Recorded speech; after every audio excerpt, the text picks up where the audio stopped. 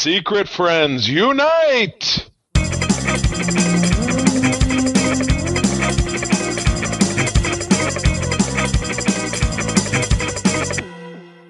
Welcome to the Secret Friends Unite podcast, episode 501. This is your guide to the geek side, and we are getting ready for Thanksgiving. I'm Todd Oxtra. I am off for the week, having a great time, being lazy, doing some last-minute yard work, and then it's Thanksgiving at the Nias this year, so we just go over there, have a good time, Nice. bring a couple dishes, hang out, and then go home. Yes, we're getting ready for Thanksgiving. That's going to be a lot of fun and should be a good week off. Do a little Black Friday shopping, probably get some new earbuds because they keep disappearing. So, Todd, if you would just leave them in your ears, you wouldn't lose them. True. And then, yes. Yeah. So more to come on the earbud front. I'll let everybody know. You'll probably notice in the video because I'm not wearing cans. Keep it kept down. I don't mess with it. This is fine. And sometimes if my hair is out of whack, this helps it keep it down. So they serve a lot of different purposes. So my ears get a little hot when you got these on. So I like a little bit keep my ears fresh and clean. Hot ears. Yes. Short week here. And then, I got my in-laws over and my kids come over on the day of. And then April and I are doing a new toy show next Saturday. And I have, because, I got my Dragonfly, we bought two. I'm going to try to sell the other one. We'll see. It's going for a pretty penny, but hopefully the longer maybe if it doesn't sell, the longer I hold on to it, the more it'll be worth, but we'll see. Don't want to overplay the market. That would be a good thing to look into prior HasLabs and see what the average, what's the best point to sell it at. Yeah. That's a good point. But anyway, I got a ton of new, my buddy dropped off more inventory. So we have tons of inventory. This is a very busy show, so I'm looking forward to it. So that's our Thanksgiving weekend. But enough about that. We got a great show for you here today. A lot of stuff to talk about within the geek world and thinking about Thanksgiving. But as always, we'd love to talk about our Patreons. If you go to patreon.com/secretfriendsunite, there is a host of great bonus content, early shows, ad-free shows, and super cool interviews like the one that Peter, my co-host over on Code 47, and I just did with Adam Nimoy, the son of the late Leonard Nimoy, Mr. Spock himself, who talks extensively about his relationship with his dad and his journey in 12-step recovery. He's a very interesting guy, and it was a very intense chat, and I think that you'll enjoy it. But it is over on the Patreon. If you go there, you get 7 days for free, and then you can stay on board for as little as $2 a month, which is a fraction of that one Starbucks that you buy every week or every day or several times a week. Trust me, it's worth it. As they said in the Blues Brothers, that's a lot of entertainment for $2. These fine folks know what I'm talking about. On our besties level, we have my pal Derek Trevelyan, the figure dude, Francie, my wife's hairdresser, great lady, Xbox expansion pass, friend of the show Luke Lore, and my Uncle Tim. Love you, Uncle Tim. Friends with benefits level, John Sidorf, cool guy. The Phoenix Sisters Entertainment, Kelly and Crayley, great ladies that we work with all the time. Brendan Myers, Corey and HD, Matthew Keel, and my buddy Kurt Krug, who helps me out a lot with meeting a lot of these celebs and helping us get the interview. So he's a super great guy. The top tier, saving the best for last over on our Secret Friends Super Squad, the Nias family, Sean, Stella, and Henry. Very grateful for all that you guys do for us. Again, secretfriends.com, over at Patreon, I should say patreon.com/secretfriendsunite, free 7 days, and then a trial after that. We will see you there. Wow, it's the 90s all over again. Now, as you know, we had a cover of an issue 500 last week because we couldn't do it. We could have done a 0. Maybe when we get to 600, we'll do a 0 issue. That'd be pretty cool. But we're back to the single digits now. So this is a #1 issue from Image Comics. Oh, the 90s. April of 93. You were graduating high school. I had a year to go. Blood Strike from the Blood. This is the Blood Brothers preview. So this is issue 1. And it really does just look like the X-Men. I assume that was the hook to get people to buy it, right? They're like, oh, look at this new X-Men title, right? Well, as you know, most of the Image creators were Marvel comic guys. I don't think there were really anybody that had anything to do with DC. So you had Rob Liefeld. He had an imprint at Marvel, just like there was Spawn. Todd McFarlane had his own. Mark Silvestri Jim Lee. They all had their own imprint. Right. Well, with Rob Liefeld, he went heavy on teams. He started off with Youngblood, then made another comic called Brigade, and then he made this other one called Bloodstrike. So Bloodstrike was, basically it's like an X-Force. There's the main guy looks just like Cable. There's a guy looks like Wolverine. They're pretty much just like, he put images first versus the story. And the fun part about this comic, Charlie, it was a gimmick cover, and it's pretty amazing because the blood was raised and the type of paint they used was was heat sensitive. So if you rubbed the blood, it actually changed color. Wow. So like Blood Strike, the other blood, side.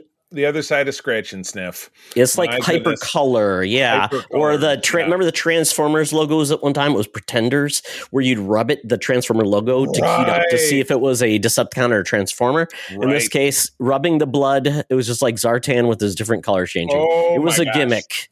Absolutely. And it was what's the price? $2.95.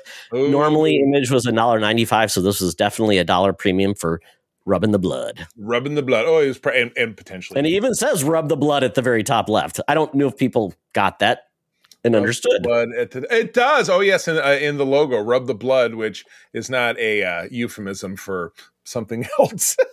This may be our first Rob Liefeld cover. It's definitely not his worst. That's for sure. I don't know. Oh, you should try to slide in one of the Heroes Return covers. He did the Avengers title. So maybe Captain Motorboat. Reborn? Reborn, exactly. Yeah, when all big groups got pulled out and they were out of the Onslaught deal. Oh, yeah, I remember those. They were absolutely cromulent.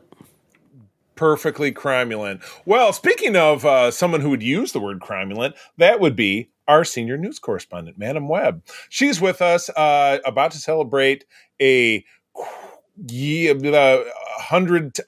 Didn't we talk about this last time? What's 125? No one knows. She's not that yet. She's not there yet, Charlie. We'll talk about it when she is. Jan 1, 125. But right now, she's very spry, down at the corner of Hollywood and Vine, with the latest news and scoops waiting for us. Let's go. Now it's time for Madam Webb's Rumors and News. Take it away, boys. Thank you, Madam Webb.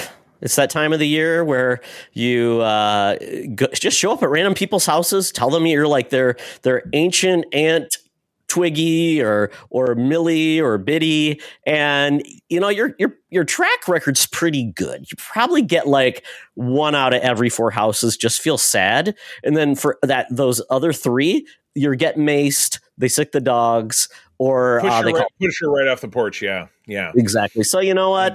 Hey, keep trying. If it's worth that free meal and maybe future gifts on their mailing lists, go right for it. Thanksgiving crashers. I love it. Well, everybody who's not weird loves Daniel Craig. I don't know. Is that a weird way to say it? But it looks like he's jumping on board the gunship. I'm not even going to call it the gun train. It's the gunship. There you go. I like the gunship. That's good. The gun show. The gun show. Daniel Craig's DC Universe as a character that we discussed during October over on the Patreon during a spinner rack. Sergeant Rock. We did a Sergeant Rock versus zombie Nazis tale that you should absolutely check out once you're over at our Patreon. But yeah, he's not been James Bond for a few years now, and the franchise is kind of in limbo. I don't hear anything about what's next with James Bond. New one coming. They're basically tracking to a 30-year-old male. They have not said that the race matters, but I assume he's got to be British because that would be like, that would be like they ask like casting an American as Doctor Who. That's not happening. And they're not giving Americans those jobs. Yeah. And exactly. Barbara Broccoli, I think she's still the person who gets to choose, but Amazon's behind James Bond and MGM now. Oh, very good. Well, yeah, I do feel like we talked about that long ago. But anyway, yeah, Sergeant Rock is the DC version of Nick Fury in a lot of ways. So Nick Fury and the Howling Commandos, World War II, punching ratsies. ratsies fighting them. But yeah, this could be, according to a story from Deadline, no deals have been put in place, so nothing is firm. But it is what we call it's a strong rumor if Deadline's talking about it. So he'd be a great fit. Sergeant Rock was, and again, Brits take our jobs, but it doesn't really tend to go the other way. Because we're very easy to imitate, and they have all the best actors in the world, usually, if I'm not mistaken. I mean, I think a lot of people would lean in that direction. They're definitely cast into more like Shakespearean parts, just because it's expected that you have to be British to do that. But I mean, it's. Hey, we've got good actors, Charlie. Let's not shame ourselves. We do know that more Canadians sneak and see a lot of things, just because people don't know that they're actually Canadian. Right. Yeah, because the accent is disguisable. People have accused me of having a bit of Canadian accent myself, being from Detroit. So I don't know, but people don't accuse Brits of picking up an American accent here and there, but they certainly can ape it pretty well. Yeah, I think they'd be great. I'm a big fan of his. Knives Out. Was he in one of those Agatha Christie recent films? Wasn't he in one of those? Am I remembering? No, that's Kenneth Branagh. He plays Hercule. Yes. Yeah. So what are some other stuff that Craig has been in? He's got a new movie coming out with the director that's tied to this, and he's going to be playing a queer man, which is fairly interesting casting with him. That's good. And then he's done some like independent films. He did one that Lucky Logan with he did that Channing Tatum, I think. The Dragon Tattoo one, which I watched recently. I never saw those. I've heard mixed things about them compared to the books. The one, and again, it was a trilogy. We watched the first one. They're pretty intense. There's a lot of very Scandinavian, kind of tough material to watch in there about sexual abuse and stuff like that. It's a little iffy, really not for people who are sensitive to things like that. So, but yeah, this would be great. So no news on this. If something did materialize, you're looking 2-3 years down the road anyway. So, yeah, I'm totally on board. I'd love to see Sergeant Rock. I'm excited for DC. Again, I've always been a Marvel guy. I dip my toe very cautiously in with things related to DC because, it's a more truer version of the way people try to pit Star Wars and Star Trek against each other, which doesn't work for me. But Marvel and DC are essentially two comic companies with characters that are in a lot of ways trying to do the same thing. So I think... Yeah, I mean, Stan the Man Lee watched DC for all those years, and he said, I can do it. I can make it more compelling and modern. Right. And then they've taken notes from each other over time. So, but I would say one is not better than the other because ultimately look how Marvel struggled to even take their characters on the screen and make them decent too. So it's like, if they were that much better, wouldn't they be that much easier to adapt? And you'd say that versus like, it would have happened 30 years earlier. And DC had their time in the sun, Chris Reeves Superman, the Batman 66 was fun. Wonder Woman TV show was fun. The Dark Knight. You go back and forth, and now the Penguin's on fire, and it's probably the number one comic book show. Some people would say it's probably the best comic book show that's ever been adapted to. So, and at this point, a lot of people would say, no, actually, Marvel and DC aren't that relevant anymore. They're kind of just treading their same water, and some of these new books and new creators are doing much better things. So, maybe we're the old ones, Charlie. Maybe it is us who are old. Maybe the children are wrong. Yes. Oh, wait, that was my quote from last week. So you might have to, right. You're going to have to switch the word bubbles on our. It may be. Yeah. So I'm really curious to see if this got the go ahead. James Gunn said scripts will lead. He says if the script's not good, it's not moving forward. He doesn't care if I love the character. He says, good scripts, good writing. That's always first. So if this has, working with Daniel Craig, he wouldn't pick a comic book film after being James Bond for all those years unless he saw something good. And we don't really have a war comic book film. We had Cap, but he's a super soldier and he's taking on weird old Nazis. So I will be curious what they do with it. If this is more about like the history of DC through the eyes of like Sergeant Rock in old times, where maybe Superman did kind of exist in those old times, that would be kind of fun because that's kind of what he did. He did show up. So maybe there's some history and lineage with DC linking the two together. And maybe that's how Rock gets involved. Because we did touch on that last book we touched on. Yeah. Rock at the end was basically asked to kind of get in charge of a weird Right. paranormal, supernatural division of that area. So maybe that could be fun. I don't know. Yeah, they can go in that direction. It'd be cool. But we will find out as we find out over time. So moving along, the whole kind of we've had with the licenses expiring, we now have Steamboat Willie in production. We've had the Winnie the Pooh, the 2 films. There's Bambi, which was a trailer we talked about a number of months ago. Peter Pan, I think, is getting one. Oh my God.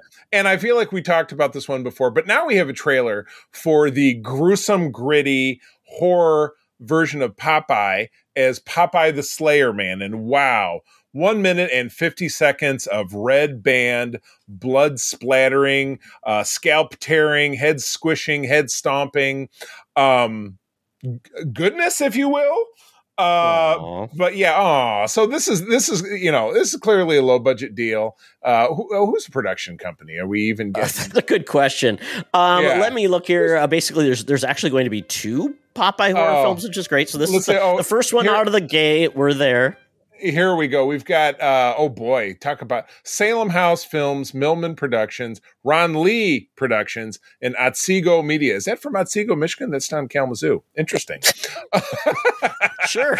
The Michigan Film Bureau is hot on the hot films. Yes. But yeah, this is like you and I were talking about the pre-roll. They tilt right in. They're not saying anything sophisticated or interesting. They're just saying, you know what? We have this hideous mutant. He just has a thirst for violence and carnage. These kids come around. Not kids, young adults. And he's just going to wholesale murder all of them. 100% guaranteed this was filmed in Canada. I don't know. I just have a feeling. This seems like a low budget, filmed in BC kind of deal. That's the vibe I got. I get the feel that this was just done after dark, wherever they were at, because they didn't want to pay for like plane tickets or movie or food vouchers. So we're doing this in Cleveland after dark. Right. Everything will be at night, and then you can go by the lake because there'll be an opportunity for some boats. We'll go down this. We'll start at Skyline Chili, and then we'll go do some. We're going to Cincinnati. Oh my goodness. Why not? Cincinnati's landlocked, so that would not. No, they have the river. They don't have a lake, but they have isn't the Ohio River flows underneath? I think so. Maybe, I don't know. But yeah, Louisville's on the other side. Popeye yearns to be near a great lake, Charlie. He's a sailor. He's a sailor man. Yes. They probably filmed it in Alpena then. What I loved about this trailer, it didn't even try to pretend it was anything different. Basically, it's about the spinach factory. They had a recall, so the spinach is what has turned Popeye bad. He continues to eat the spinach. They keep saying, no, he's a sailor man. Do you have to say man after? He's not just a sailor. Nope, you got to say sailor man. And then one of the great lines of Popeye that he's known for, as he's about to kill one, says, I am what I am. I'm like, you nailed it, Popeye. It's just like Bart being the I didn't do it boy. Exactly. Say your line. Say your line. Yeah, he's I've been waiting for this all day. The good news, Charlie, is if this one doesn't, pull up your skirt, this other one will, because there's going to be a second film just titled Popeye. Okay. And it's by the ITN Studios team, which is behind the Pooniverse. So Popeye will be joining Pinocchio. Don't say the Pooniverse, Todd. That's not going to work. Pooverse. Well, it's Pooverse. So there you go. You like Pooverse? Yeah. Whatever. And then basically that he'll be part of the universe combining films with Pinocchio, Bambi, and also then Winnie the Pooh. So, the Dark Avengers, the Sinister Six. Pretty much, yeah. This is like the Suicide Squad if that ever came together for DC the first time, or whatever. This is more like the Spumco. Is this like the Spumco, Charlie? Like where they bring together the odds and ends? But we'll see. Yeah. I'm a little disappointed. I guess if we get a sequel, we're getting Bluto, we're getting Olive Oyl, we're getting Sweet Pea, we're getting Wimpy, we're getting the Sea Hag. Think about it like this: it's the hot dog of the licensee filmmaking. They're taking all the scraps, all the parts that you couldn't make into a hamburger, go into these movies. Yeah, it really makes me sad because I loved Popeye as a kid growing up watching those cartoons with my dad. I really enjoyed the Robin Williams film. Oh, yeah. And Popeye has had like literally no traction since 40 years. 85. No, that movie came out in 81. Yeah, I mean that's so we're okay. Yeah. Anything is that's a shame. Yeah, no cartoons or anything. So, definitely not the way I'd love to see Popeye come back, but who's to say? Maybe this will generate, like you said, a more of a renaissance in Popeye. But speaking of beloved franchises, and one that Todd and I talked about recently and we'll be talking about again in the future for our Patreon is The Simpsons. Oh, who doesn't love The Simpsons? We just had a great conversation with Al Jean, which should be available on our network feed, but has been on our Patreon for several weeks. One of the voices is finally packing it in after 35 years. Pamela Hayden's final episode aired this week. Pamela is responsible for voicing classic characters like Milhouse. And I do believe that Milhouse, I don't think they're going to kill him off, but I believe he is moving away. What? No! Kind of removing him. Everything's coming up Milhouse finally? I guess. Kind of removing him from the Simpsons verse. Kurt Van Houten and what's his mom's name? It's Leanne and Kurt. I don't know that they ever got back together. Oh, they're going away. Yeah. I thought they started dating again. Like it was like one of those. I mean, you're definitely more up on that. Charlie, you promised you'd be watching them. How are you doing on that? I'm not good. I kind of got sucked down another rabbit hole with Star Trek. But turn off that Tyler Sheridan. Turn that off. No, I can't. I was trying to figure out if this article listed the other characters that she voiced because I saw a different article that had that listed. She's Jimbo and Rod. Jones, Rod, Janie, Malibu, Stacy, and many others. Okay. Well, I mean, Milhouse is the big hit, because he's Bart's best friend. So that's a tough one, but everybody, nobody in entertainment should have to work until they die from it. You know what I mean? Everybody should, you have to remember that these are people and yes, it's just talking, but I will admit, even tuning into Simpsons in recent years, poor Julie Kavner sounds like she's ready to retire as Marge. Her voice feels like it's changed a lot. I mean, is that just me? Well, Charlie, she's gotta be 65 years old now. Yeah, exactly. Yeah. So I think tenor changes. This makes absolute sense. Now that will be a bigger blow to the show, but what show has run for 35 years? This could be a signaling of the end. When Mel Blanc died, when Walt, like all these people died, like voice talent, if you live forever, you will have to be replaced. Right. It just is one of those things. I think Hank Azaria and Harry Shearer, like you said, Julie Kavner, that seems like such the core that right. Well, and of course Dan Castellaneta is Homer, and that's right. Yeah. Nancy Cartwright is Bart, Yardley Smith is Lisa. They've all been doing, and some younger, some older than youngers, but they're all in their 60s now. I'm sure. I mean, it's not a bad gig if you can get it, because ultimately looking at her filmography, she hasn't done anything outside of The Simpsons since like 2004. So obviously it means she's been well reimbursed, her residuals, all that stuff. So, I mean, that's amazing. And the fact is, I mean, I don't know how many hours she works when she does a season. I've heard voice work can be very challenging, and, is it rewarding anymore being in a booth and doing your lines? I don't know. But hey, we'll miss her. Well, absolutely correct. And we will miss Milhouse. Everything will come up as Milhouse in a different place. All right, this next one's yours since you are the Motu guy. So what's going on with Masters of the Universe? Charlie, every time I think, the rug will be pulled out from under me with the Masters of the Universe latest property, it seems like it's gaining momentum now, which is just crazy, because we've had some decent casting so far. So far, we've had Nicholas Galatazine as He-Man, Camila Mendez as Tila, and Alison Brie, obviously, from Community, Annie, and many different roles. But now we've got Idris Elba, and he's in talks for a role within this, and it sounds like he might be up for Man-at-Arms. Nice, yes. That's a great role for him. Big mustache, weird helmet, orange.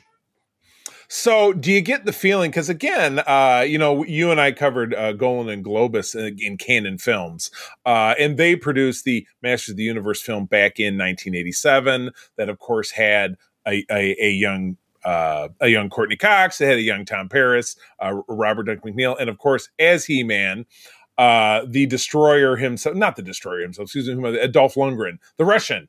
Yes, the man who must break you. But as you said, that film didn't follow any of the visual cues of the series. It largely took place on Earth because it was cheap. Yes. Frank Langella is Skeletor. God, I swear I haven't. I get the feeling. Here's a challenge I put back to myself. I get the feeling I haven't ever sat down and watched that entire film, to be perfectly honest. Even as a kid? I don't know how. Maybe, but I don't have a recollection. Kathy Iran wouldn't take you to see He-Man? It might have just flown under the radar. We didn't have the I never remember how I told you I never saw Flash Gordon, but it was one that your mom took you to and you loved. I never saw it until 2014. My mom obviously loved me more than her taste in movies, because she took me to this. She took me to Transformers the movie. She took me to Care Bears movie. So I was like, take me to these movies. We saw weird little stuff. Like I remember seeing Enemy Mine. Remember that Dennis Quaid movie? I saw it on video at my aunt's. I saw a lot of those on video. Yeah.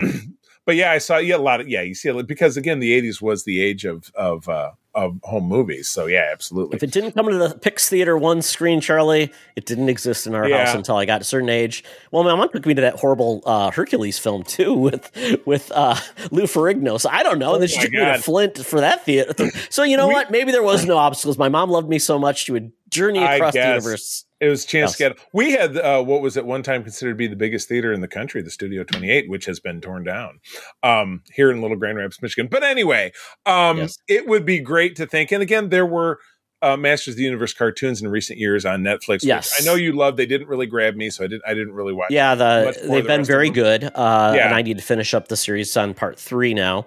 I need to finish that up. I've really enjoyed that. The She-Ra series is well loved on Netflix, and this one's coming to Amazon. It's going to be in theaters exclusively, then come to Amazon later. Gotcha. And this is being directed by Travis Knight. He did Bumblebee. He's behind all of the blanking on the name Leica films. You know those, and he's a good director. So this makes me feel a lot better. I am hearing also that Jared Leto might be cast as Skeletor, and I highly endorse that.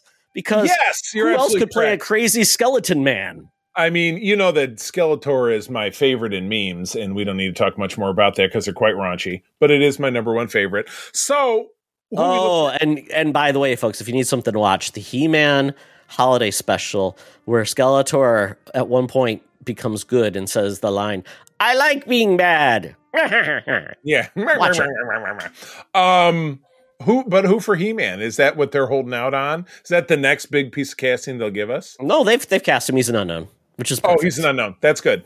I have enthusiasm too. If they're going to, I feel the same way about G.I. Joe. They actually try to make it from the source material and not go rogue and everybody's in black leather and everything's dark and we filmed it in Cleveland. You know what I mean? So stick to Echo Force, folks. The real canon. Right. Exactly. I don't know what that means. Oh my gosh. So more on that when it comes out. So yes. What is and again, you and John and I, and then Mark as well, and over on Holocron, talk about what the hell is going on with Star Wars films. We know, because it's in production or nearly completed with production, that a movie starring The Mandalorian and Grogu will come out in 2026. Because that's the only thing we know is actually happening. They've actually made it. But a franchise with Daisy Ridley's character of Rey, who is very popular amongst people who enjoyed at least some of the sequel films. We'll call it definitely the first one, a little bit of the second one, definitely not the third one. But found her an enjoyable character. I found her an enjoyable character. Absolutely. I thought she was great. Yeah. I mean, she had no control over, her character had no control over what the hell happened in the plot. Right. I mean, that was... But she hung in there, and it would be a very interesting character to look at 10, 15 years down the road because, the idea is she started a new Jedi Academy and then a new threat pops up, yada, yada, yada. Hopefully it's something actually new. It's not just like, and it's Thrawn again, or it's this ancient spirit that was it was a genie in a bottle Sith, which they've totally done in the comics. But anyway, there was strong talk of them having that happen from the game of the GOT bros, Benahoff and Weiss, and it's on the shelf. Or in the bin, as they might say in Australia. And that's all we know. We don't know. I don't really know why it's in the bin. A new Jedi origin film coming from James Mangold, who drove Indiana Jones into the ground, is also being discussed. They've never not said, what's another one that's never officially been discounted? Did really Mangold throw it into the ground? I don't know. I mean, it was his film. The buck stopped with him, right? I mean, a lot of people. There's some people that liked it. I thought it was better than the previous one. That's all I'll say. I don't actually know that I agree with that, but that's a matter of protracted discussion. But yeah, Rey's movie is suffering from. It's like Blade. Okay, they finally, put two in the back of the head of Blade because multiple directors, multiple writers came and went, and the star was hanging in there, but they didn't know if they could keep him because he had other obligations, other things he wanted to be in. It's just a huge mess. Well, I think they need to stop announcing everything. And if there's rumors, great, then we can say there's rumors and we can, they can definitely say, well, we never announced that. You guys have just been getting excited over nothing. They just need to stop announcing things, really. And then tell us, when you finally cast, you have a name. It's rolling. And then you've got a trailer. Yeah. That's fine. And if there's pictures taken, great. If people doesn't know what this thing is, they'll see people making gestures anyway. They'll do the Deadpool. They'll post pictures like, I thought blah, blah, blah was going to be in this. And Fang Foom, where was he? He was supposed to be there. I mean, I just feel like all they're doing is Star Wars fans, and Star Trek fans too, but Star Wars fans have a feeling of what they want, what they don't like. Yep. And then sometimes they don't know what they like. When they get it, they like it. And then when they don't get what they want. Yeah. They really let you know. Yeah. Exactly. So at this point, with the fact that Rey is supposed to get a new film, nothing more than a film, I think was supposed to be happening about her role in the new Jedi Order. Right. And then we hear about this thing that a Star Wars film that was scheduled for late 2026 was removed.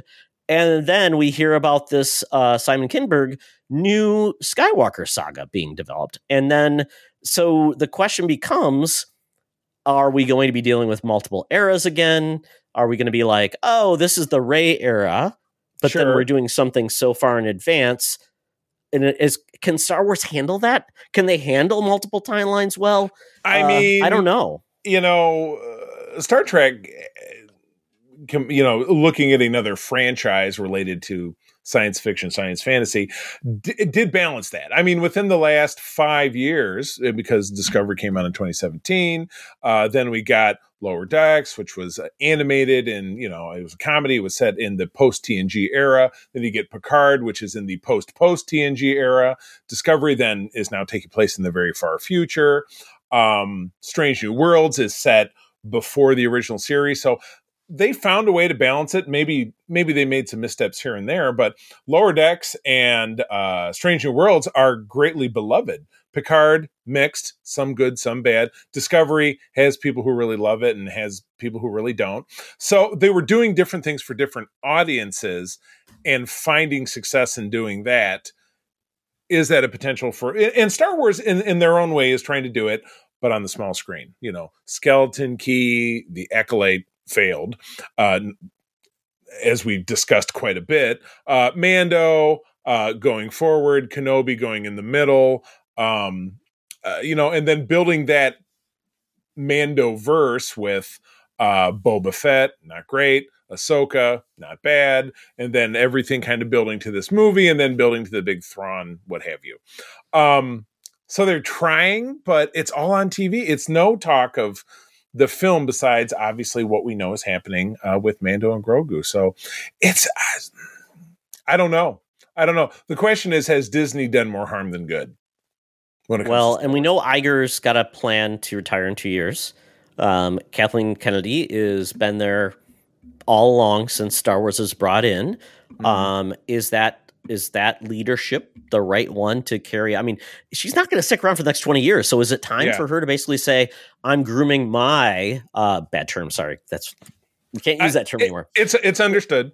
Has she selected the person now that is going to take over her role, which handles all Lucasfilm, not just Star Wars, that will manage all of their properties, their direction, and put the right people in place? Or is she gonna, because she already basically put Dave Filoni in part of like the Star Wars area. So whoever comes up and takes over her role basically has to deal with Dave Filoni. And there's sometimes within like those individual studios or imprints or whatever, you get fiefdoms, right? You get like, I control this and this is my thing, and don't listen to so-and-so, I've got this. And I'll be curious if they agree with the vision. Maybe you get a younger person who's like, I love Star Wars. It's my favorite thing in the world. And I love this. So let's focus on that, Dave Filoni. Yeah. Mr. Baloney Pants. Baloney Filoni. So so we'll see. It's a never-ending odyssey, without a doubt. But we will find out. This is what happens when you only have like a TV show that you know of, and then nothing else is happening, and you get all this news. It's like Star Wars, if you just made something, we'd actually be able to watch it and then judge it versus complain and argue about things that aren't even happening. Exactly correct. All right. Well, that is it for the news. Todd, I've got my phone out, my feeble Uber app, my Fuber app. We've got to get down to the Geekies, and we missed it last week. So I'm not even 100% sure that it's still there. That could have been the week the health department finally closed it down. But if we're lucky, we'll get up there.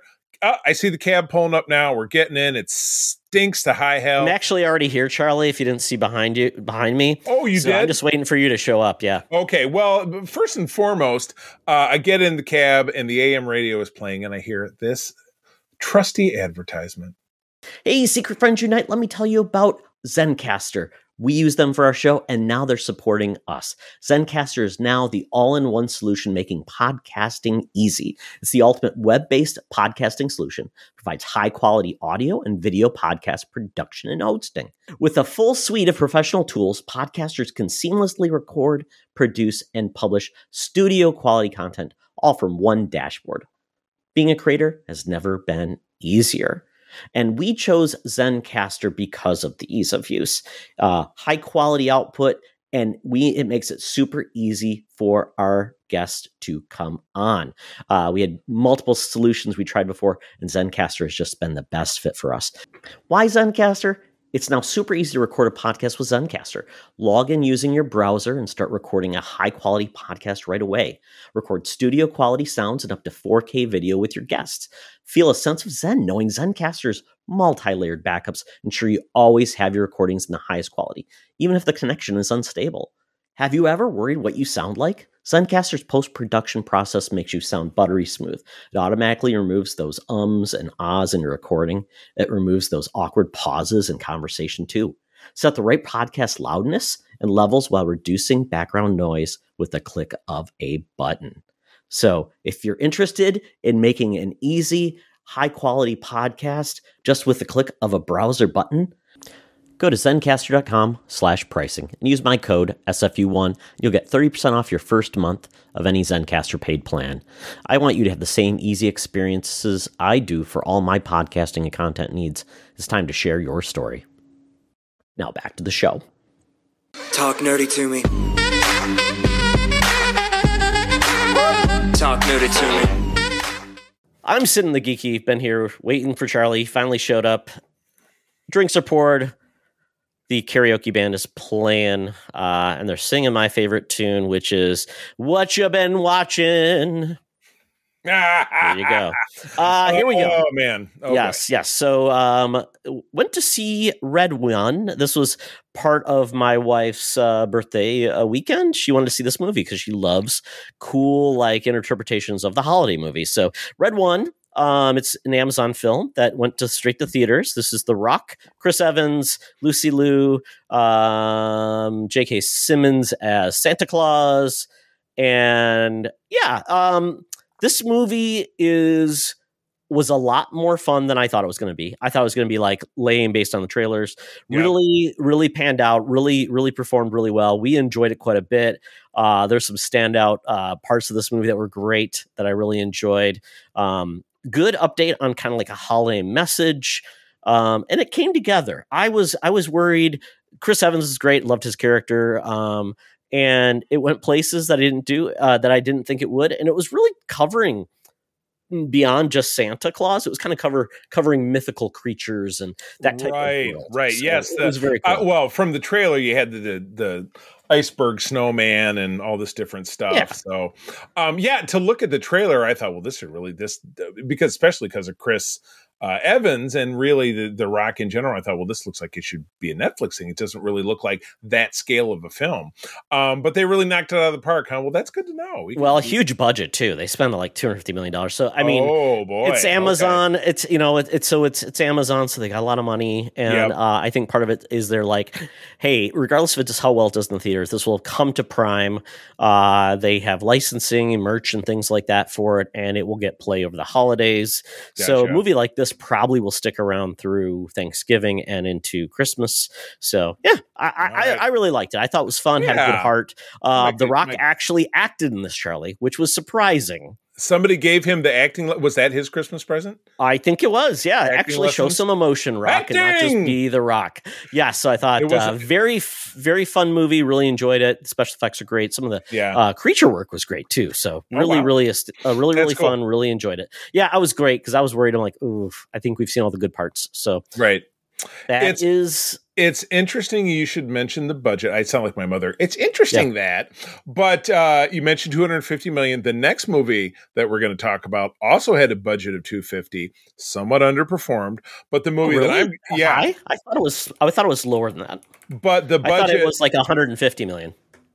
It might be. I think the budget for the last film that I'm going to talk about was $310 million. Even worse. Oh yeah. So, but anyway, we're going to segue into talking about Gladiator 2, the first half of Glicked. I'll talk about the last half in my segment, but we went on Thursday, but on Wednesday we watched the first one because I had not seen that. I was messaging you when I was watching it. I bet I hadn't seen that since it came out, which was in the year 2000 or maybe shortly thereafter. I had not either. So I watched a 5-minute YouTube recap and I'm like, there you go. Yes. That gives you all the talk. And I did, the Weekly Planet, which, I listened to. They had a caravan of garbage about the movie that helped get me interested. I love how they call him Rusty Crow. So now I just call him Rusty Crow. But yeah, I enjoyed the first one. I can't stop laughing when they kept making fun of him for I'm going home to touch wheat. So I kept saying touch wheat and giggling like an idiot. What'd you think? I really enjoyed this film. Yeah, me too. I know what this film is. And at times I completely forgot that this was actually based on real people. Like these people were actual real. It's not like it's like just we're making a Gladiator film and these are not real characters from history. So it's really kind of cool that Rome was such a wild and crazy place. So crazy. Yeah, that absolutely. This could really inspire things that are kind of close to what happens. Yes, I know there were pieces that were made up. They embellished things. You got to. And Denzel Washington's character Macronus, he's white in like historically, but he's like Macronus is such what a name. It sounds so villainous. And he was real. I mean, and he did some bad things to become to power, and he was only in power for like only a year in reality. This one, they obviously sped up the calendar on that and said, and that's where I thought this film, everything happened so quickly that I'm like, wow, this is going along at a clip. So I'm enjoying it. I'm liking the acting. I'm liking the action. Some of the set pieces, because when I heard they did for $165 million, I'm like, how did they do this for $165 million? They didn't. There are ships on water. I'm assuming the rhino was CG. If it wasn't CG, how could it not be? I mean, it's got to be. But I mean, the movie looked expensive. It looked real. I mean, as much as you could make it real. Right. And they were, now we're going back and forth on the budget. Was it? Yeah, it was really quite Well, that's high. what they're saying now is projected to be that, and then it's now 300. So, so that I'm like, yep, sure. But $300 million movies, you don't make those because it's very hard to make your money back. Yeah. But in a lot of ways, that's okay because I don't have to pay for it. Right, very true. And I paid my part because we went and saw the movie, and really swept up. We did have some returning characters or actors as characters, reprising their roles. Connie Nielsen is the mother character. Is she in anything else at all? Because I can't picture her in any other movie besides the first one. I couldn't tell, but she looks amazing. Oh, absolutely. There's a woman who is aged like wine. Not that we should judge women on the way they look. No. But when I looked at her, I'm like, wow, she is born in 65. She's Hippolyta in the Wonder Woman films. So she's Queen of the Amazon. So we've seen her. Right. Her first film was in 84. Kind of crazy. And she's been in several things. I mean, works. That's good. Yeah, she works. She's been in a bunch of different things throughout the years. So definitely a good mix of TV and movies. Yeah. And I mean, give it to her. I mean, I liked how they interwove the our main character into the mythology. Worked really well. And I liked how at this point it's amazing that I'm blanking on his name, the Mandalorian. Pedro Pascal. I know that happened to me in an episode that I struggled with someone's name. I never got it. It happened. Yeah, I mean, it's amazing that he is attached to so many things. He's Samuel L. Jackson of this generation. He's in, and it's his versatility is amazing. And quite honestly, at first you think, oh God, he's just going to be, I'm like, don't kill him, and I'm like, how are they going to thread the needle on some of these things? So they did a good job with that. I thought it all came together, and man, oh man, Denzel Washington, twirling his mustache was amazing. The Frico emperors, were amazing. The Emperor brothers, one of them was so crazy. He had a monkey, and the other one gets, I don't know, are we going spoilery here? We probably shouldn't. No. Okay, just the fate of the other one was quite well, it's history books, folks. Look it up. If you want to know what happened, read the history books because there's no spoilers there. Yeah, exactly. But I think they nailed it. And again, we've talked ad nauseum about legacy sequels, and it's always, did we need this? Did anybody ask for this? Nobody really asks for a legacy sequel. You don't look at a movie from 30 years ago and saying, oh God, if they would only. And the success rate is probably less than 50%, but we've seen some good ones in the last few years. Obviously, Top Gun Maverick was really great. I thought this was a success. Name me another one. I'm drawing a blank. Name me a couple of other legacy sequels we've seen in the last 5 years. Help me out. There's been some others, but yes. I mean, some people do like the new Ghostbuster films with Paul Rudd. Yeah. Others don't. So, I mean, it can be a mixed bag at time, depending on where you stand. But so far so good. I mean, I'm glad there are some parts where I'm like, it felt a little too easy. Like everything was just coming together. And maybe this would have been a better, Game of Thrones type of long pace, but then I'm like, do I really want 8 hours of this? I don't know. And could they even afford it? Probably not. Apparently not. Because again, this movie at a budget of, we'll just say 250 is tracking about 55. I looked at the headline before I jumped in. It's a hard sell. It's very violent. It's not like Oppenheimer, where at least you can sell it's historical, it's realistic, and it's something that you feel like is a movie of the year. This feels like an entertaining Gladiator film. So beyond that, it's not supposed to be Oppenheimer Part 2. Right, So the Glicked thing, people can want it like they want Fetch to happen. Yeah. It's not a thing. Very true. So I will talk a little bit about Glicked, the other half of it, at the end of my segment. But Todd, knowing how you're loving Taylor Sheridan, he's got a new show. He also has a returning show, which was The Lioness, that I thought was never going to come back. And the second season is not really measuring up. The first season was terrific. Second season, I'm kind of ignoring my way through it. I don't know that April's really into it, but it's one of our Sunday shows. It comes on. We watch it. But he's got a new show with Billy Bob Thornton. And Billy Bob Thornton for me will always be, Sling Blade was not a thing for me, but Bad Santa was absolutely a thing for me. the role that he established here. He's not quite to the level here, but he is an oil worker, or he's a fixer who works for an oil baron. In a show called Landman, it's set in rural Texas in the oil fields. He has a 17-year-old daughter. He also has an ex-wife played by Allie Larder. And let me tell you something about the Taylor Sheridan legacy on Paramount Plus. It's boobs out. Saw Ellie Larder's boobs in this episode that was just on. Saw the boobs in Lioness last week. They're effing and jeffing their way all the way through it. Basic cable is not streaming is basically like premium cable now. It's HBO. They're doing all kinds of effing. You don't have FCC involved with them because they're not on TV running commercials like that. And, exactly. I did hear that people are not happy on the treatment of his daughter, over-sexualized for a minor, which is kind of gross. And I'm like, I would agree.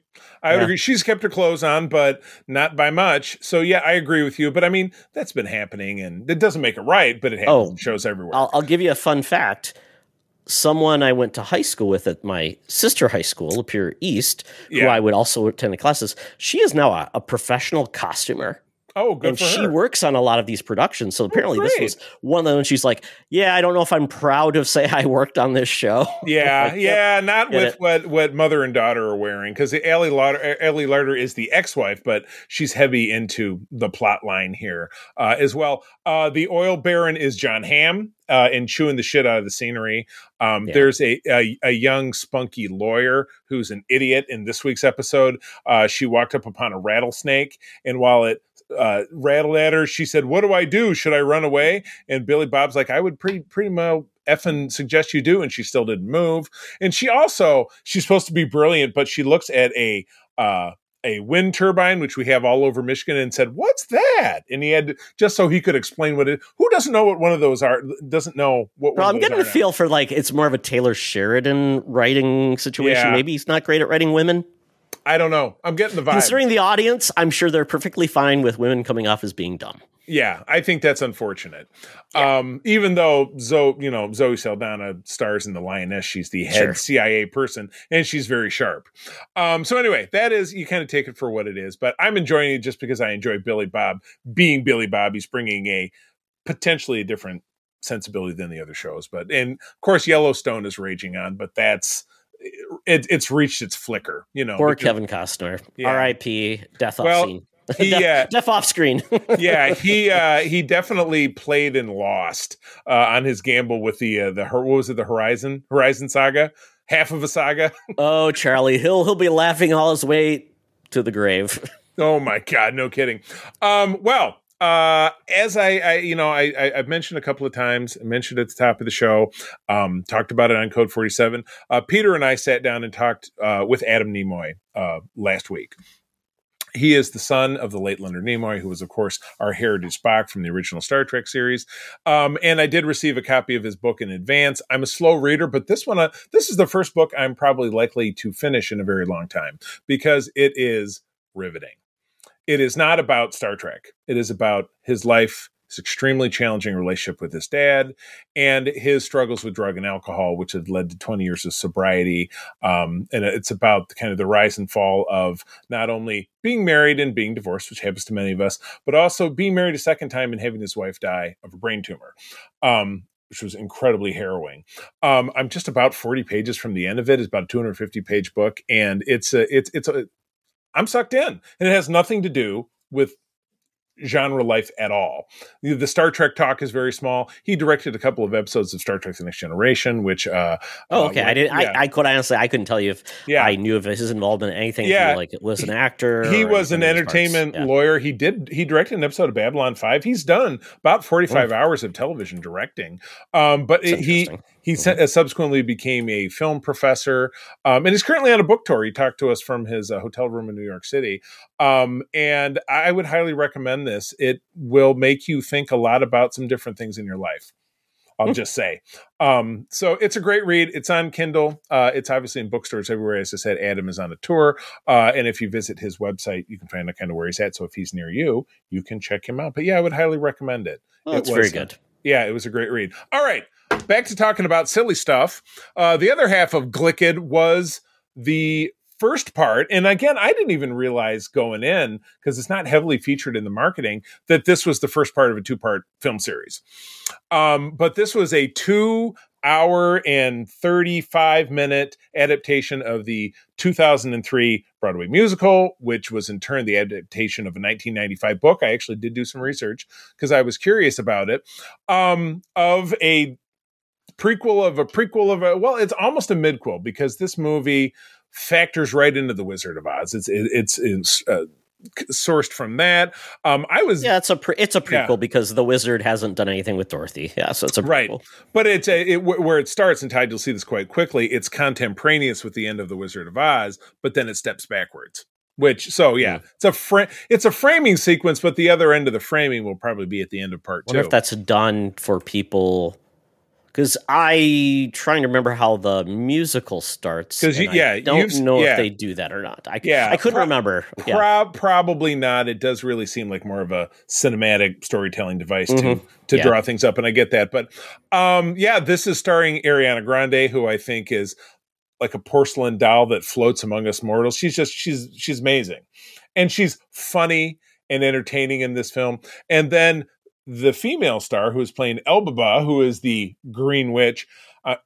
I went through this movie thinking it was Jennifer Hudson. I know that's terrible, but she's a British actress who's not appeared in a lot of things over here. Revo. There you go. And she and they obviously did all their own singing because they're musicians. And I was enchanted by it. I absolutely loved it. Absolutely loved it. And again, musicals, Todd, I've been in musicals. You're a bigger fan of musicals than I'll ever be. So in my adult life, I'm not thrilled with them, but this really sucked me in. The thing that I was very happy about, it was a packed theater. Getting tickets to even see this movie was challenging. Because theaters are smaller these days, at least our theater at the Celebration Center North here in Grand Rapids, it's half the size because the seats are recliners. So they were 3 shows were sold out on Friday. It was looking pretty tight on Saturday, for Saturday and Friday when I bought the tickets. And the theater was packed, but everybody was very respectful. There was there was no theater kids singing. It was not Rocky Horror Picture Show. Wasn't singing along. It was like seeing any other movie. But yeah, I was absolutely enchanted. They ended at a great hinge point. You can see obviously the steps where they're going to launch into part 2. Part 2 will come out almost to the day 1 year from now.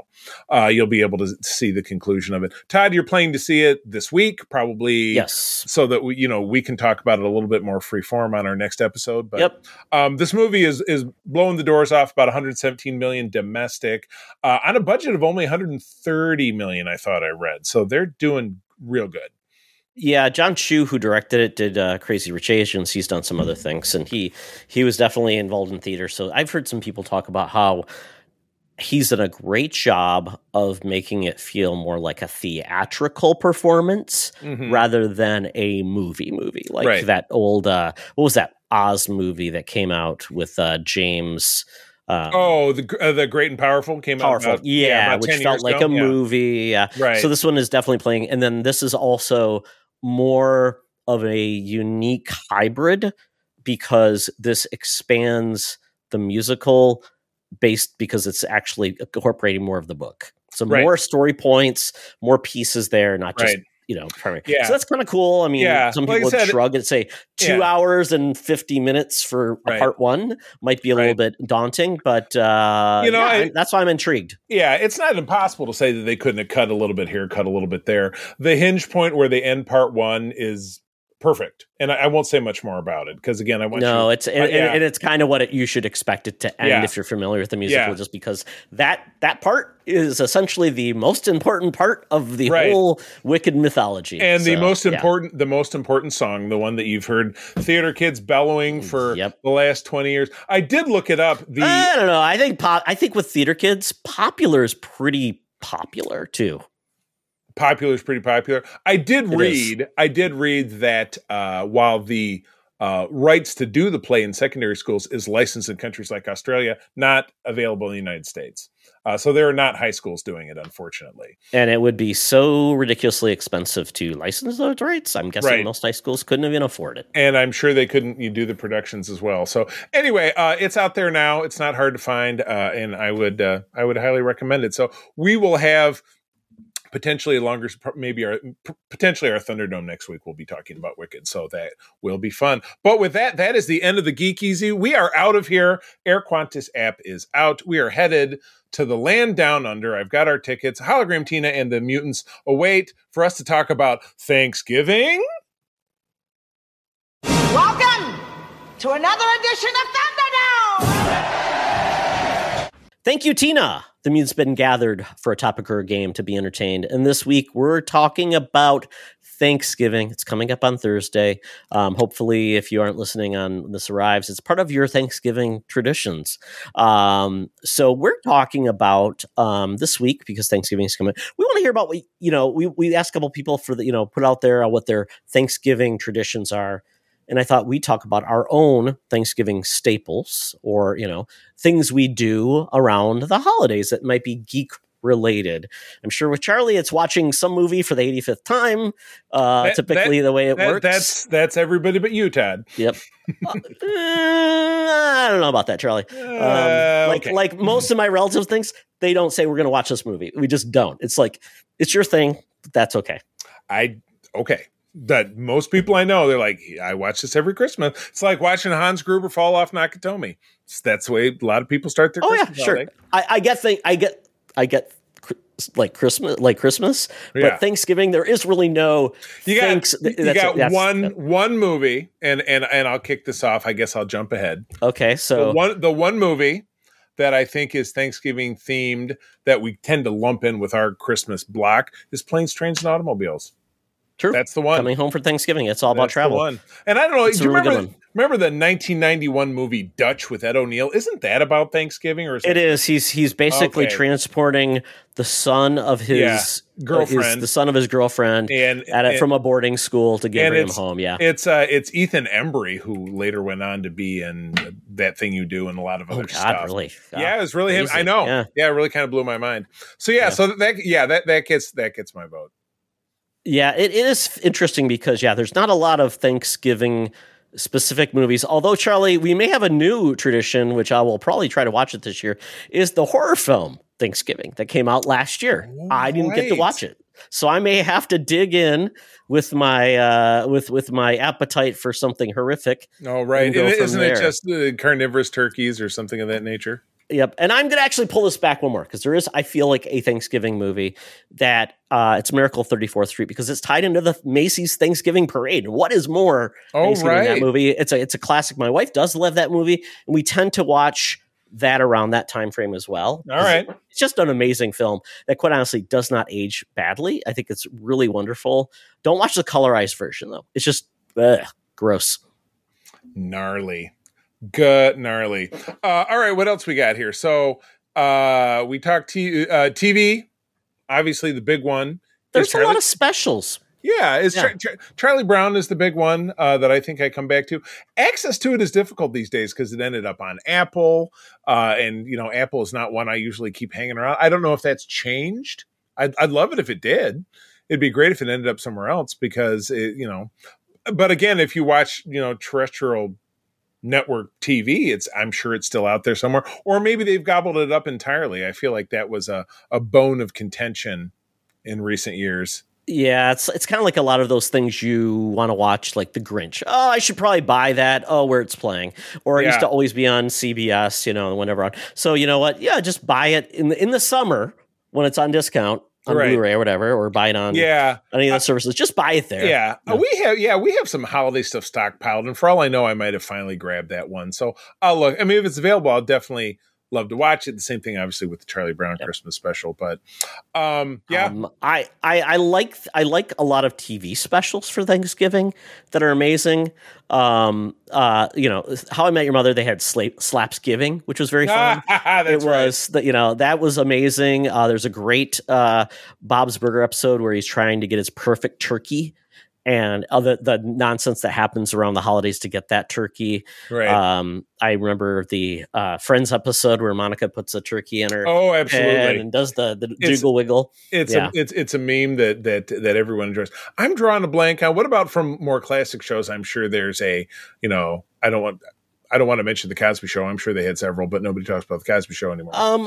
That's a good one. I mean, there's an episode of Frasier where Lilith came to dinner, and that was a little bit awkward and weird. Yeah. Christmaka is that's the OC. and it's all Christmas. Right. Yeah, that's all Christmas anyways. So there's probably some others, but those are the ones I think of, with Thanksgiving. Right. Doesn't mean there can't be new ones. With the latest and greatest. So you put games on here. You're talking about like gamey games, like the video games or board games? Oh, like playing games. So that's a big thing. So every other year I come to Michigan to spend Thanksgiving with my aunt, my uncle. We stay at their house. Yeah. All of our cousin stuff comes. And typically after dinner, we do watch football games and football is huge for me. So it does watch. But we always play board games. And different games like apples, it was apples to apples, and different games like that. So it's always fun, just because people are relaxed. Typically people stick around after football or after dinner. They want to do something. So games are always a lot of fun. Board games, social games are easy to do. So I really, really enjoy that. Yeah, the classic Monopoly with the 4-hour and rage quit. Yeah, it's been a while since I've dabbled in that kind of stuff, but I certainly enjoy it through my time. So, all right, what else we got? Well, we got food, Charlie. So if you would say, I don't know if there's a special like Cardin Haran like specialty or something that someone always has to bring to the party that makes it feel like home. It all comes from April's family. So her mother will show up. She makes these rolls that the kids love. So we'll have that's going on. There are things that I don't touch with a 10-foot pole, like a green bean casserole. No, thank you. Jello, like a Jello with the marshmallows in it, or like a kind of a weird like Jello. Like that's a big thing for that family. Oh, really? I remember that at my grandmother's house. The only thing that I've really adapted to, and this finds its way, April makes it and takes it to my family's gathering, would be something that is based off of my father-in-law. His brother Larry, Uncle Larry, makes a certain brand of macaroni and cheese. Thus, it's Uncle Larry's mac and cheese. Is incredible. Mac cheese, onions, one of the few things I'll have onions in, bacon, a lot of different terrible stuff for you. Very greasy. We'll go to every so we have a family gathering with my dad's family mid-month in December. Uncle Larry's will make an appearance there. Don't think that'll end up at Thanksgiving with so much other stuff. But if I think of a specialty dish, I always am very thankful for Uncle Larry. Uncle Larry's still with us, so I'm not trying to talk about him posthumously. But he gave up making it? That dish is, what'd you say? He gave up making it? He no longer makes it? He doesn't. I mean, he doesn't come to our Thanksgiving, but I'm sure he still does. Family gatherings that happen with that family, they'd moved greater distances apart. So they don't really, and then people have passed away, so less people get together. But Uncle Larry's mac and cheese has endured. So the Cardin family is very fond of it. That's definitely for sure. Very, very good. For our family, it was my Aunt Barb when we actually used to do back in the day Thanksgiving at my Aunt Loretta's house in Marlette, Michigan. And then we would bring everybody into that house, which we know was 7 and 8 siblings and a billion people. We had that on my mom's family with my aunt, teacher, my uncle Judd, dearly departed, in Essexville, which is in Bay City. That's where my mom and all her family is from originally. So I remember that, but I was 6 or 7. So it was a very, very long time ago. Yeah. So everything transitioned to my Aunt Marilyn's house.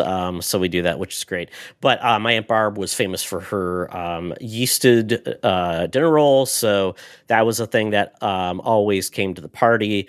I think there are 85 different stuffings, so it was always weird. So like there's so one that much was stuffing. Know about that one. Sometimes Jello, but pickle plates was a thing. So yeah, why not? Sure, I like pickles. You know how I feel about pickles, so that's not for me. Charlie, anything from the vegetable category is like, what is that? Get that away from me. Do not like it. I only eat chicken Caesar salad when I'm out and about. I love salad. I just chicken Caesar salad has like 1% salad, and everything else is chicken and everything else. Not at Panera. There's a little bit of lettuce in that thing. Definitely skimp on the chicken. than over there at Panera. But anyway, lettuce is like the Diet Coke of vegetables. I hate Diet. It's hardly there. It's hardly Diet there. It's Coke, mostly water. The pickles can be the Diet Coke because those two things I can't stand. But a big part of our Thanksgiving, my aunts and my wife's picked it up, was cranberry sauce.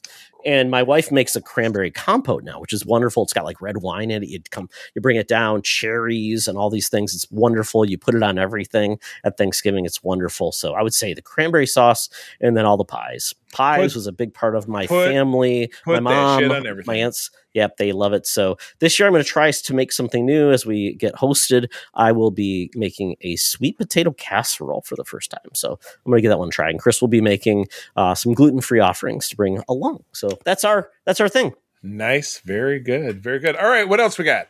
Yeah, so we got some comments from our own Discord and friends from other Discords along the way. Our SFU Discord, AMH Cosplay says, no real Thanksgiving traditions, to be honest, other than complaining how stores skip Thanksgiving and go from Halloween to Christmas. Yeah, you know what, though? That's where we're at. What are you going to do for Thanksgiving? You just turn the pumpkin, like jack-o'-lantern around, you got a pumpkin. Leaves. I mean, it's not really much. You can't do pilgrims anymore. So what are you even doing? Oh, pumpkin pie on a wall? That's not happening. Oh my God. No. Yeah. So Thanksgiving get what they get. Thanksgiving gets, basically 3 days. The food, the cooking of the food, the eating the food, and then Black Friday. That's Thanksgiving. That's all they get. That's all we get. Yeah. XEP Discord, Falcon Guy says, one tradition that I have that cannot control, taking a nap after eating, LOL. Sounds like something you and Charlie would have in common. You know what? It's power napping. I should have been in the military. I understand that's a skill. Probably, yeah. It does help. Red B says, used to be deliberating with family about the doorbusters on Black Friday. Break out the newspaper and find all the good deals. Yeah, it was great. Then it evolved to hitting multiple stores at 5 a.m. when they open, then eventually midnight. Now it's just perusing the deals in October for November deals. Oh, the good old days. Fun fact, my Aunt Marilyn, my cousin Beth, and her kids, they still do the Black Friday thing. Yeah, we did that in Traverse City because we would go and spend the weekend up at my in-laws who live in Kalkaska for several years. When my brother-in-law, Rob, was up there, we would take his kids. JCPenney's was always the best one. I got some great stuff at JCPenney that we still have. Vests and luggage is a really good one for JCPenney. Wow, the magic of Thanksgiving. Vests and luggage. Vests and luggage. Put it on my tombstone. Wow, how do you say you're a boomer when you're a boomer? Yeah, right. Vests and luggage. Yeah, vests and luggage and retail. Going to a brick and mortar big box retail. If I could just get that toaster. Oh my goodness. God. The Nerd Chat, our friends over there, Daddy Diwali says, watching football and gaming afterwards. And he's probably more traditional gaming. But so of there course. You go. Yes. And then Eric used to go to the movies on Christmas Day each year, but stopped once I had kids. The first year of Dad Christmas, a friend gifted me a hard root beer, and I just sipped on that while watching a movie on Netflix on Christmas Eve. Done that every year since. So that's a Christmas tradition. That's good. Hey, that works. Roaring fireplace. We'll probably get that going. I haven't fired up the old fireplace yet this season, but it's something I enjoy very much. Yep. So, folks, we're throwing something else in the mix. We've done Mount Rushmores before, and I think this one is appropriate. So it's the Mount Rushmore of Thanksgiving. By all means, we've got 4 presidents, but what goes up for Mount Rushmore of Thanksgiving doesn't have to be a person. It can be a movie, a food, a TV show. Could be an actor if there's someone you really think personifies exactly, or a character within a movie or something like that. So I mean, that's an easy one. I can get. Okay, Charlie. So are we going to go through the presidents here? We have 4. Yeah, we got 4. So Teddy Roosevelt. Who's the Teddy Roosevelt of Thanksgiving? I'm going to say that would be Monica with the turkey on her head. Oh, if you're gonna have a person, I'm thinking of a person in that case. I like it. It's sexy. Yeah. It's kind of gross because it's a raw turkey. It's sleek and it's modern. I don't want to think it's you putting your head actually right inside it, but I think salmonella for Thanksgiving. I think for our generation, if you think about it related to media, I think that's an image that comes up.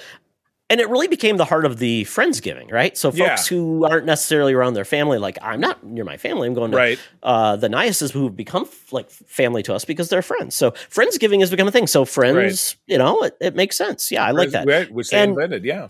And man, I'll tell you, the drama when you're with friends is very low. It's not family sitting around the table and how about them politics, Jim?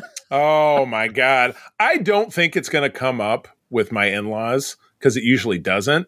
But I know it happened when April will go up and visit when I'm not there before the election. I know it came up, and April came back very disgusted. I can just tell you that much. Yeah. Yeah. I've had that with my sister. My sister is a little bit more on the liberal side than I am. And I know that was like the Hillary election. And it was like, I'm like, yeah, people just weren't ready to vote for a woman. And it just became a very, and apparently so at that point, I'm like, I totally get it. So this year, hopefully it's more cool and everybody's fine. Yeah. And if you see any signs that are out there for certain candidates, don't tell them to take them down unless you want to get shot. Yeah. My neighbor still has theirs up, but they're kind of hillbillies and don't do really good keeping because they still have their Halloween decorations out. And they haven't mowed their yard in 6 months. So that's okay. So we can have two, Charlie, just then if we want to combine the two, then we can. If not, then we don't worry about it. So for my Mount Rushmore of Thanksgiving, if we're going for like something that personifies that, that's a good one. I'll agree with Monica. Why not? That or the Charlie Brown. I know you're not a huge fan of the Charlie Brown Thanksgiving, but yeah. I mean, Snoopy making popcorn. That's all I could think of. And they sat poor Franklin on the side by himself. That was not cool. I know. There's no Division in America. Yeah, exactly. In the 60s, yes, absolutely. Exactly. Yeah. Okay, who would be our Thomas Jefferson? So should we go to I'll start with this one. So Charlie, I think because food is really important for Thanksgiving. And one of those foods that just rarely ever else gets brought up in another holiday, it's dressing/stuffing. I think it deserves to be there. Some people actually don't like stuffing because they don't want to put in the bird because they think that's disgusting. So dressing is the outside. So, but I think that feels like a food that who's having stuffing or dressing in like July? It's, April did it when she was making lunch today. She cut up all the bread for the stuffing. So that's sitting in a sealed tub up in the kitchen. So it's already going on. So you're absolutely right. Stuffing is a very Thanksgiving specific. Do not see it at any other time or any place. So without a doubt. Okay. So we're going to go with, so we've got, I guess that would be Thomas Jefferson would be the food. Mm-hmm. So we go to Abraham Lincoln, Charlie. Abraham Lincoln. So this would be I guess it would be a prominent president, although short-lived, revered probably by everybody, I think. Does anybody not like Abraham Lincoln? The guy who shot him didn't like him too much. Sure. Yeah. I guess that's true. I forgot about that. Yeah. Maybe you liked him too much. No one can have you if I can't have you, Mary Todd. Give me this man. Should have shot her. Exactly. Better. So at this point, if we're going food, movies, TV, games, what do you think? Let's go with a movie. Abraham Lincoln seems like a staple. Or wait, let's go broader. Event. Because we could have football. Oh, well, Macy's Day Parade, because it's... There you go. That's what I was thinking. I was thinking, like, where else do you watch parades? Does anyone watch the Christmas parade? No, around the 4th of July, there's, maybe the fireworks in New York Harbor, but people don't really necessarily tune in for that. People are outside because it's the summer and you're doing summer stuff, hanging out with friends, getting drunk, blowing your fingers off, whatever it is. Macy's Day Parade, that has been around since the 40s, maybe going further back than that, I'm assuming it's along Broadway in New York. Would have to look it up, but along obviously Macy's, we had a big one here in Detroit when there was Hudson's way back in the day. So that's the Michigan version of it was that. But without a doubt. Yeah, I think that works out well. So if we said something that had to be the Macy's Day Parade, like icon, would it be like the turkey that Santa, the old mechanical, probably Santa or Santa's sleigh, because they have that old turkey that's still like from 1952 that they keep bringing out every year. Yeah, until it fires off a spring. Yeah. I think Santa, because Santa wraps up Santa on a sleigh. Yeah. So wait, is that just Santa just eating up Thanksgiving again? As we talked about. Well, it's all about market share, isn't it? And he's got he gets to crawl his way back to. I guess that incorporates Miracle on 34th Street too. So hey, sure, I'll give it Macy's Day Parade. With Santa. Thanksgiving just doesn't have an icon Tom Turkey. Who gives a shit about that? It's Santa. He's the guy. He's doing a bad job if he's the icon because he's like, eat my people. It's not like, oh, I'm an icon for cannibalism. Yes, do it. Or like, free my people. And like, well, we remember this day when he was assassinated by Farmer Pete. Yeah, he wouldn't have a holiday if he assassinated him. So that just would not work. Yep. Okay, so we'll do stuffing, Macy's Day Parade, Monica with the turkey on her head. So that counts. Yes. That accounts for a turkey. That accounts for a turkey. Okay. So Charlie, last one. So we've got George Washington, the first president. I know you will not like this, but I'm saying it's football because I don't dislike football. I end up watching football on Thanksgiving. It's a solid. Should we just make it John Madden because he is like his many-legged turkeys? Should we just make it the ghost of John Madden? Well, is he dead? When did he die? Yeah, he's been gone for many, many years. Oh, okay. I don't know. I guess the splits Force Awakens John Madden. Oh, you could Force have Ghost John Madden. your Force Ghost of Halloween, and one of them would be Tina, who's here with us now. I like that. Yeah, Force Ghost John Madden. That's an interesting spelling of ghost. I hope you don't put that. It's a ghost. Hope you don't put that in the show notes. It's the German spelling, Charlie. Yes, Sorry. there you go. I'm fancy. So we had. What was the first thing we picked? It was Monica. Turkey. Monica and the turkey. Monica turkey. Okay, I like this. Yeah, I think this was good picks. I think so. This was, what, Todd, you do come out. Execution can sometimes be a little dubious, but on the idea side, I think you bring it together. So this was not something I would have considered. So not bad. I like it. We'll bring it back for Christmas. I don't think we've done a Christmas one, have we? We did like the Supreme Court of the Marvel we did. comics. We did that one. Yeah. Didn't we pick? And then didn't we do like cabinet members too? Yes. Yeah. I don't. You know what? We do these so infrequently. It's like every 2 or 3 years. It's back there. So yeah. We can always bring it back and just do like a new Supreme Court because we're electing it, or new cabinet members because we're bringing back. We will redo that again. Because we're gonna have new cabinet members. So we do that every 4 years. How about that? That's our every 4 years. The cabinet. You better put that in the master show schedule. Then, I'll put that in there. Forget about it. Cabinet. I'll put the cabinet election. I'll put notes down here. Cabinet election 2025, and then we'll do Christmas Mount Rushmore as well. There you go. That's fun. That's how you do it. So, folks, I think that is it for us this episode. Oh, my God. That's a wrap, folks. Thank you, as always, for joining us. Have an absolutely fantastic Thanksgiving. Todd, where do people find you out there? Yeah, you can follow me at Toxtra. And at Seek Friends Unite on Threads, and at Todd Oxtra on Blue Sky, and then at Seek Friends Unite on Blue Sky as well. We're there. Twitter is just out there if you want to reference, if you're still there, to find us.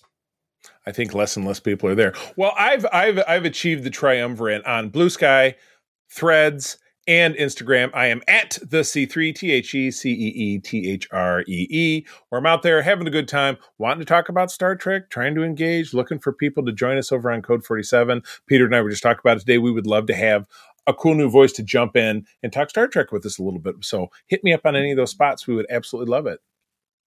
You were going to remind me after we get done. Okay, very good.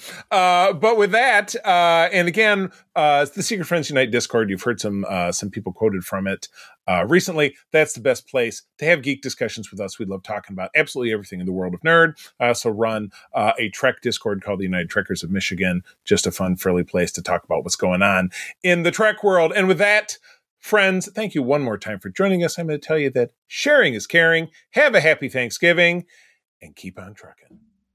Be the hero, not the villain. In the truck, gobble, gobble. I am what I am. This podcast is part of the Secret Friends Unite podcasting network, available on Apple Podcasts, Spotify, and podcast services around the galaxy, as well as video on our YouTube channel. You can support Secret Friends Unite by becoming a Patreon member, get bonus programs and more over at patreon.com/secretfriendsunite. Join our Discord community for even more discussions on all things geek. For all the latest updates on Secret Friends Unite, make sure to follow us on Threads at secret.friends.unite and visit secretfriendsunite.com. Find our merchandise at TeePublic and Redbubble. Thanks for listening, and may the Force live long and prosper.